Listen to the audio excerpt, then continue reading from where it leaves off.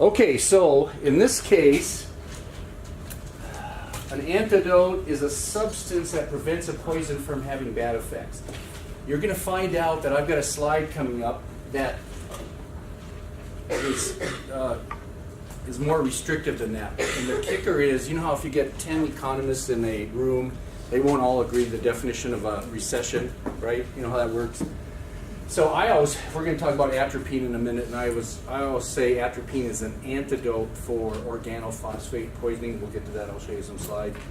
And then I've got one slide that says it's not an antidote, it's a treatment. And it's kind of like fine hairs, but the reason I'm telling you about it is so if you ever run into it, things like that, don't be surprised if not everybody agrees on the terminology. Let's see. Yes, is that too much? Let's see.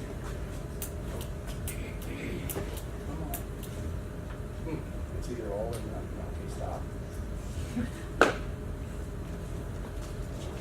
Okay. Can you guys see in your notes or not? Is that okay? I guess I'll do it this way. Okay, so let me go to our page and I want to show you where we're at. Yeah, I'm on the screen here. We're down to organophosphates, and I did update the link that wasn't working, and I want to show it to you because I want to tell you what not to read on this page. I mean, it ends up being, it's a good page. Remember, and Merck is reorganizing their site, so sometimes I have links that don't work, and when I find them, I change them. But you know, we're going to talk about organophosphates, and I guess I wish I knew what all these acronyms were. I mean, behind this guy's name. I know they're like board certified something, but my gosh. So you read it, but where it starts listing individual pesticides or insecticides, you can skip through that. So let me show you. So you would read the main text there, but then it starts listing maybe 30, and that's not for us, right? So you can skip all that. It talks about precautions, dosages. I mean, look at that. That would be an incredible test right there. But then it comes to clinical findings, and then that's where you start reading again, okay? So we're talking about organophosphates in general. And so we talked about, we just introduced it Monday, and what was the one organophosphate I did mention? Sarin, right? It's called a nerve gas, but it started out being an insecticide. And so there's that. Now let me show you what I put together here. So now to understand how these insecticides affect our animals, we need to talk about the standard neuromuscular junction. And I've got a couple things I want to show you, and I know that's a little fuzzy there. I'm still trying to play with the lights, but I guess I'm not sure if I have any control up here or not. So, I never use that acronym, but it's a neuromuscular junction. That's where nerve talks to a muscle cell, and it's usually always skeletal muscle, okay? So in a typical neuromuscular junction, I have this slide maybe just to show you that name. There's some nerve talking to a muscle cell.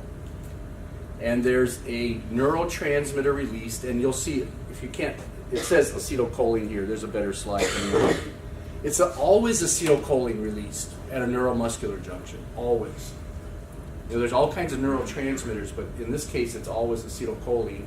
And then they're trying to show you some receptors that bind the acetylcholine, and then this muscle cell contracts. That's the normal. Let's go on to a better slide. And I'm glad I can enlarge these. Here's more, a larger view, and then it's also called a neuromuscular junction. Was that the last one? I can't remember. Because there's another name. Okay, neuromuscular junction. Okay, there's another name coming up. Anyway, here is the axon. There's always this cleft. And what's that cleft filled with normally? You would say interstitial fluid. There's never any air. You know, some people might say, oh, there's nothing in there. Yeah, it's always got fluid. But when the acetylcholine is released, It diffuses across a very minute distance to the receptors. And here's the other name I was looking for. It's also called a motor end plate, if you don't remember physiology. So the neuromuscular junction is also called the motor end plate. Okay, and sometimes the end plate is hyphenated. That's why I was looking for that. A couple things to note. Calcium is always needed for nerve function. And it doesn't show it here, but calcium is also needed for muscle contraction. So then, if you remember your basic nerve function, a neurotransmitter diffuses to a receptor, and then that postsynaptic membrane does something, usually contract in this case, but also simultaneously the neurotransmitter must be destroyed or pumped away. Otherwise you get too much stimulation of that membrane. And then, so that's the principle. The neurotransmitter must be destroyed, chewed up, or pumped out of the way. Then that gets the system ready to respond again. So then acetylcholine is released, binds to the receptor, and then there's this long word called acetylcholine esterase, all enlarged a little bit. That's what chews up acetylcholine. Sorry, that's a little fuzzy there, but I'm down here. Acetylcholine esterase. So what you do is you spell out acetylcholine, and then you go S-T-E-R-A-S-E, esterase. Acetylcholine esterase chews up the acetylcholine, and so it's ready to go again. Here's what happens. Organophosphates destroy the esterase. So then if you know the organophosphates destroy this enzyme, then that means the acetylcholine is going to be around too long. So that's where the toxicity comes on at. So then, atropine, and I've got some slides to show this, atropine is given to these animals that get insecticide poisoning. And we'll talk about it. I call atropine an acetylcholine antagonist. Okay? And we'll show you how somebody doesn't agree with that.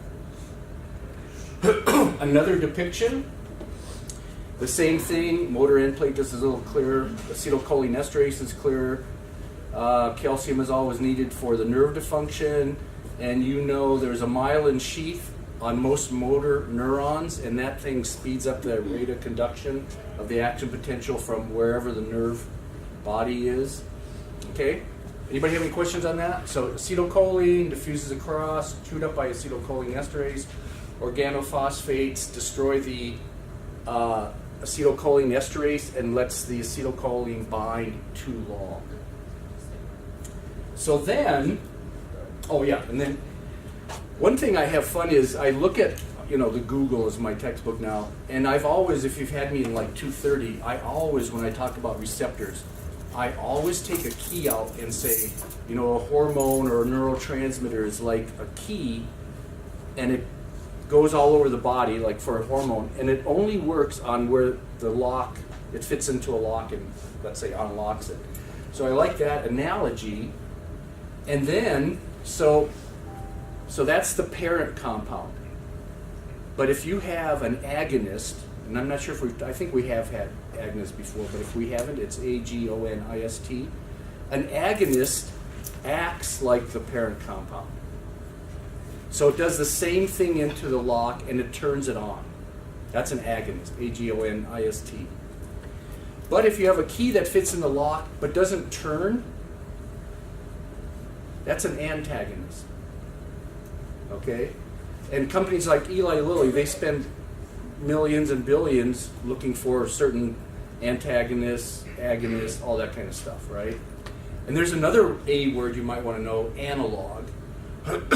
An analog is just something that looks like a parent compound, right? You don't know the action of it, but it's, if you say such and such is a testosterone analog, it's going to look like testosterone, but you don't know unless you do studies if it's going to work like testosterone. Anybody, I like that because I've never seen somebody, I know it's in sometimes textbooks, but I've never seen anybody put the graphic on there. Okay, so atropine. Comes in a bottle. Notice down here, 4 IM, of course you know that's intramuscularly, IV intravascularly, and SC is subcutaneous, right? And And I want to highlight this a little bit. Not many things can be all three of those. Okay, so you got to be careful. Now, atropine, it looks like it's just pure in a water solution, and you can give it IM, IV, or sub-Q, or you could also give it, I'm not sure why you would, but you could also give it IP. Remember how we talked about the other day? And then you could give it intracardial if you had to. But you got to be careful. If you ever, and this is a little sidebar, if you ever have any solution that looks oily, usually never IV. Okay?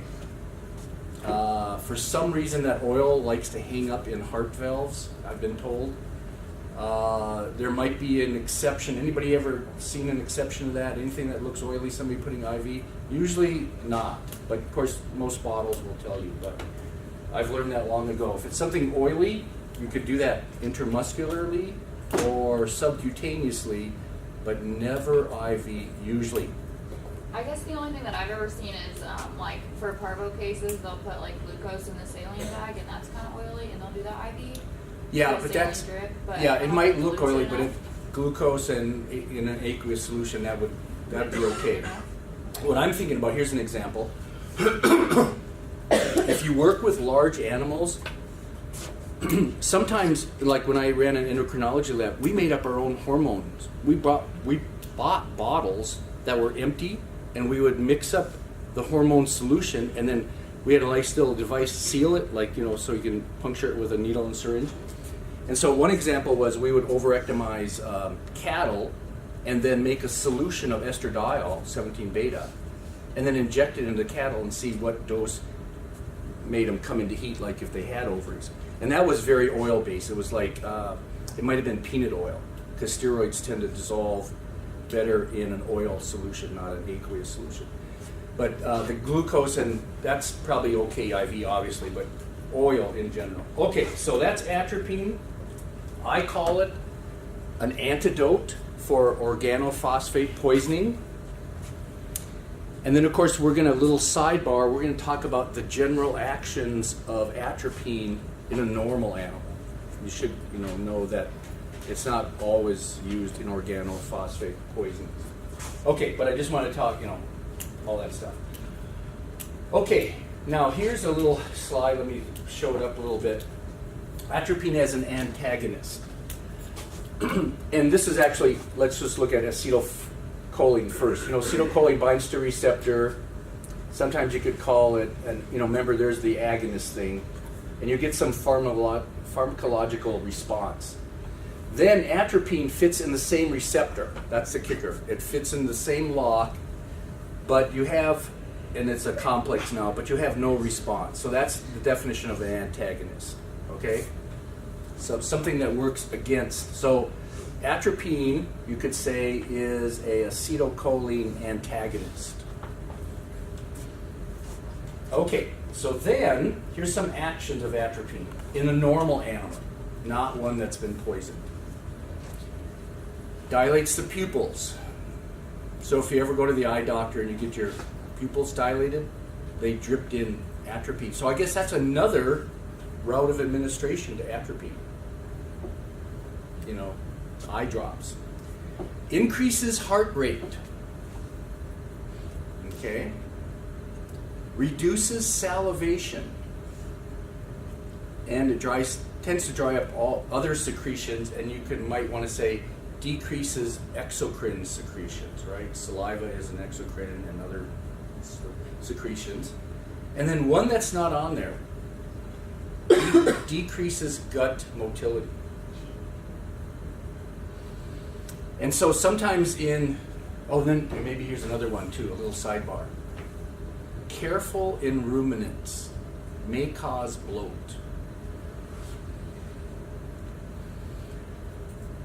And if you're familiar with ruminants, the rumen's always making gas.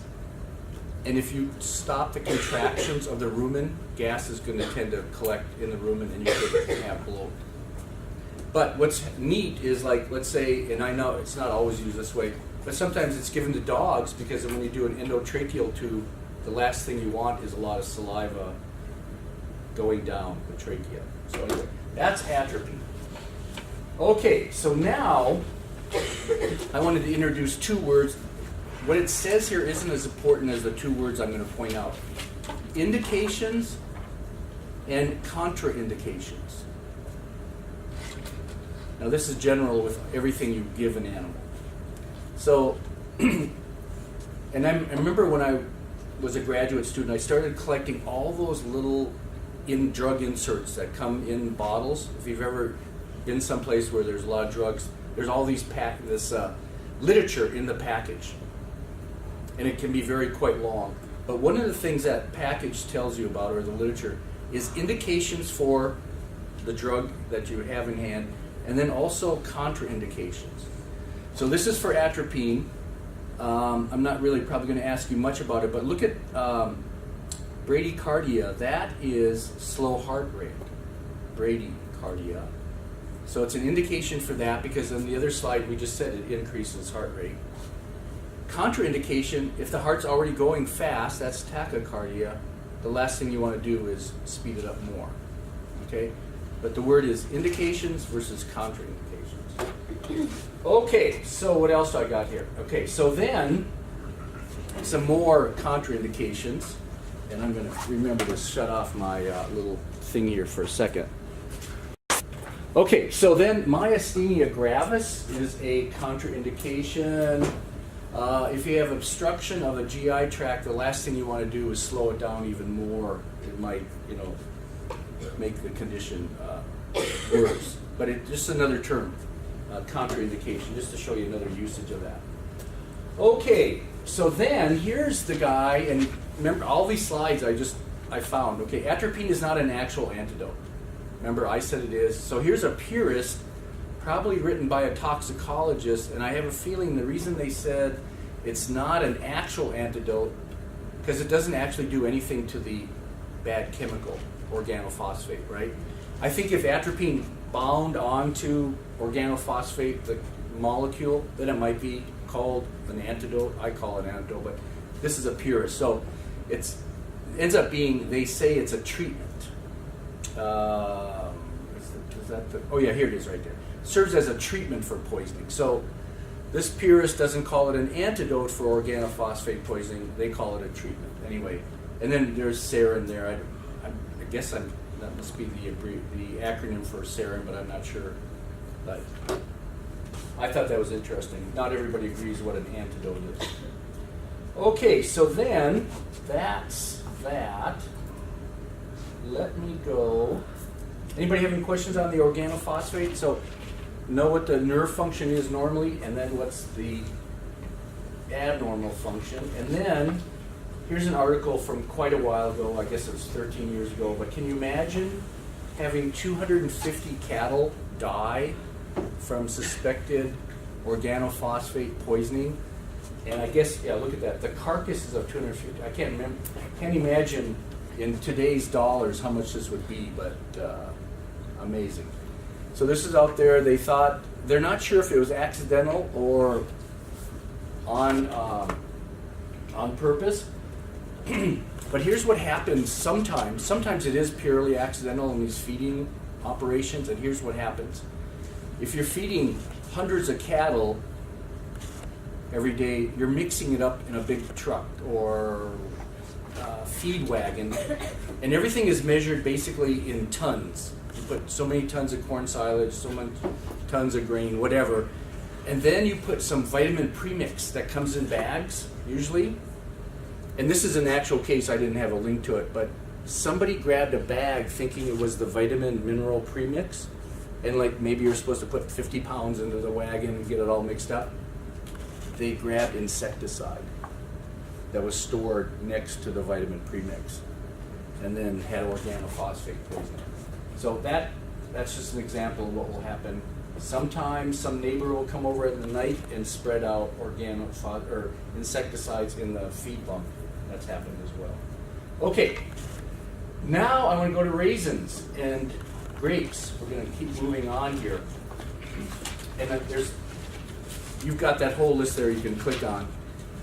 But I was reading this, and Wikipedia is always updated, but here in the case, it's still not really known what the active chemical in grapes or raisins, and of course raisins are just dried grapes, so if grapes are poisonous, then raisins are. But here's the kicker: raisins are more potent because they're more concentrated, right? The grape has the water, but per weight, the raisins are more toxic, the same amount, because you don't have any water that you're giving the animal with the grape. So don't give grapes or raisins to animals. It's bad. Not sure exactly what chemicals in here. You can read it about all the symptoms that happen. And the treatment is emesis. If you don't know, that's a word for vomiting.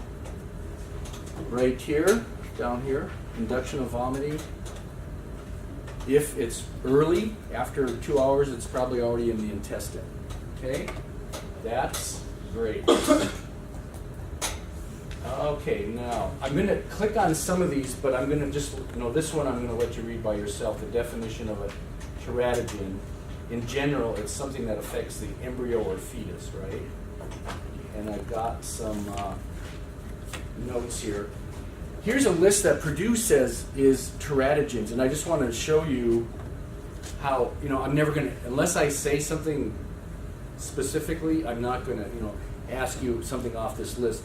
But I just thought it was an interesting list that goes on and on and on. I mean, look at that. I don't know, there's thousands of chemicals. The kicker is a lot of things are teratogens or suspected teratogens.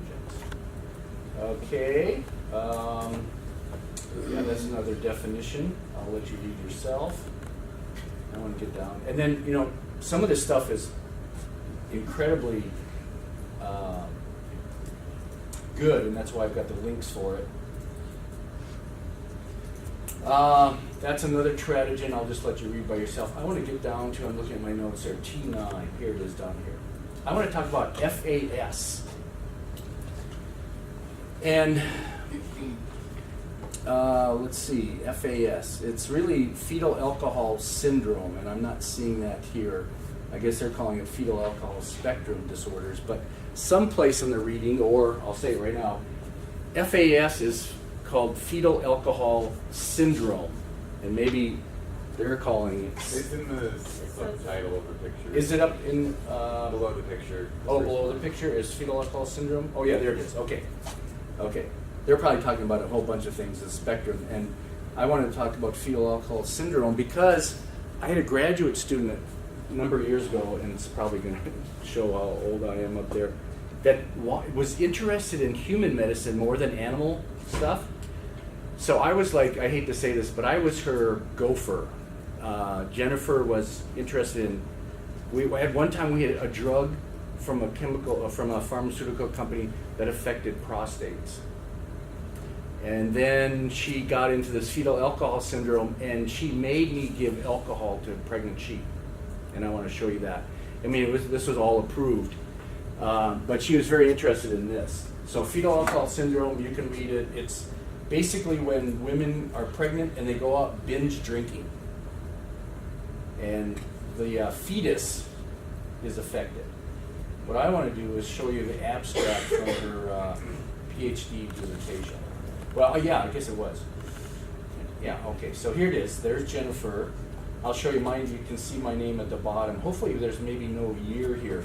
I was her major professor, and maybe there's no year.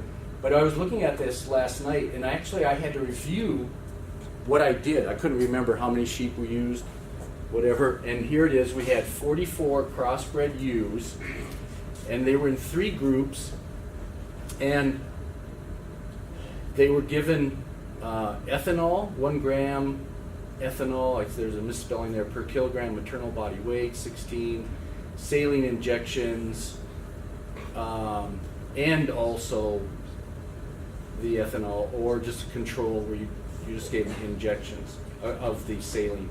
Anyway, so we did it IV. I can't, does it say anything about what percent ethanol solution was there? I don't think it was. 40%. What's that? 40%. Okay, 40%. Okay, so we mixed up in the lab 40% ethanol, and I know in the lab we were approved to get 100% ethanol, right? 200 proof. So you start with that, you dilute it out, and then her and I would go out and initiated on 106 and continued every other day until, wow. See, now the thing is, it's so long ago that I don't remember doing that much work for that thing, but I did. So she would point to the sheet, because these were all in a pen, but if you came by the pen, you wouldn't know what treatment they were on. Okay, because that's another thing you might want to write down. A double-blind study is really what you want. And that means who's giving the treatment doesn't know which animals are getting which treatment, and that's very important. Anyway, so she would point to a sheet and she would give me a syringe, and I didn't know if it was ethanol in it or just saline, right? But my job was to do this in the jugular vein. So I don't remember it being that, because it was every other day, huh? Okay, wow. 106, every other day until 135. We collected blood, and then we did subsequent estradiol 17 beta, progesterone.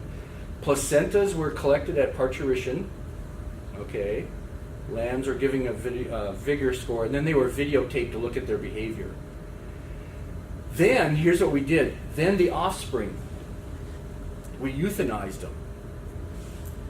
And then we took their brains out.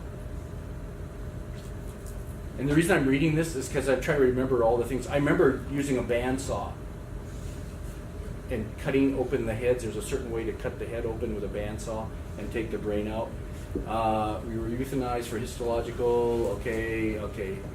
Maternal blood ethanol concentrations peaked at, okay. I think what happened with some of this analysis, I don't think we did the ethanol concentration, because we were working with a med school in Iowa, and then we were shipping samples there. Like, after I got the brain out, we shipped the brains to them. Okay, anyway, so that's fetal alcohol syndrome. Crazy stuff. And Jennifer, I've lost track. We used to exchange Christmas letters. At one time, she was the president of a medical education company, like where they would go out and educate people. She was very sharp. Okay, what else can we do here?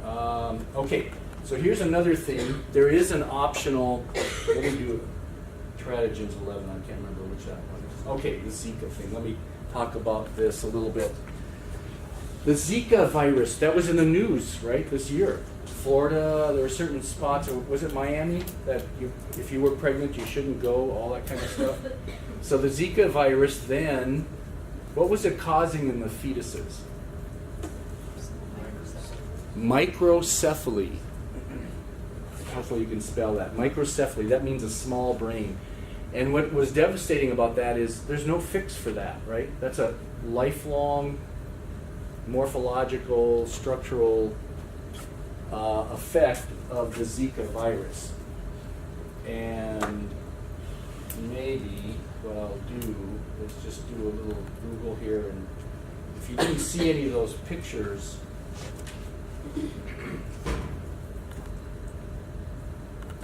there it is, microcephaly. Yeah. Very interesting. So there's a teratogen, right? A virus that's a teratogen. Okay? And then maybe what I'll do, since I just thought about it, sometimes these things, aren't chemicals, right? The virus that causes this, they're not sure about it. Does anybody know a teratogen that was discovered around Lexington with horses? You horse people? That caused fetal abortions and stuff like that? What was that called? It was the caterpillars. On the cherry tree. Yeah. Yes, it was the caterpillars. It was called the mare reproductive loss syndrome. Let's put that down. It's not on my reading list, but it just shows you how it doesn't always have to be chemicals. So, mare reproductive, is it coming up? Loss syndrome, there it is. There's the caterpillars. And is it the western or eastern tint caterpillar? Does it say? Because it's one of those two. Okay, it's probably not a big deal. We'll just call it caterpillars. So here's the thing with these, and I I've got to try to find this movie. But it was a number of years ago where, was it Dr. Rude or Riddle? Do you guys, anybody remember that? Anyway, there's this big vet clinic, equine vet clinic called Rude and Riddle. If you're into horses, you know these people. Do you know how many veterinarians they have on staff? Correct, hundreds. 50. And I've had some students go down there and work. I'm like jealous. Anyway, it was either Rude or Riddle would go out, and one spring he noticed a lot of the mares had lost their fetuses or were aborting. And it took him years to figure this out, but it was this caterpillar. It loves cherry trees, and down there they always plant cherry trees around the paddocks and pastures. And what happened is, horses ate these. And I've seen a film of it, and it looks like they're eating candy. It's like they had like a bucket of grain, and that horse, it was like 10% caterpillars, and it just ate it without any hesitation. And it showed them doing it on a pasture, and they ate them. So here's the story, and this is weird. There's nothing chemically in that caterpillar that affected the mare. Now that's weird. Here's what happened. See those little hairs on there? What are those called? Septa? No. Seta. That's what those are. Those little hairs. Do you know what happened in the intestinal tract? Those little hairs were puncturing the wall of the intestine. Obviously not a lot, but it was just enough to let the intestinal bacteria get into the blood. And for some reason, there was a low-grade infection in the blood, and it affected the fetuses, but it really sometimes didn't even show up in the mare clinically. Now, isn't that weird? But I guess you would call that a teratogen because it was affecting the fetuses in some manner, and it ended up being these little, Monday I'll spell it all for you, I think it's called Seta, these little hairs. But they were just making enough little damage in the intestinal tract to let normal bacteria in the blood supply. And it was enough of an infection that caused, sometimes the first year they estimated maybe $500 million loss. Because some of the stud fees down there are what, $50,000? So, incredible. Okay, I'm going to stop there. The only other thing I want to tell you about is read on to altitude, because Monday I'm going to do altitude. Okay? And I want to look for a couple volunteers to do some little presentations Monday. Who hasn't done one and could do it Monday if I send you the, write your name and email on the day. Name and email, and then give you the card back.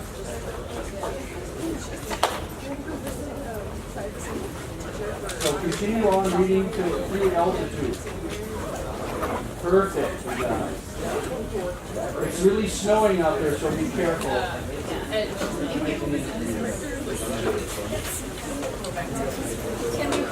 can't figure out these lights. I'm going to have to practice.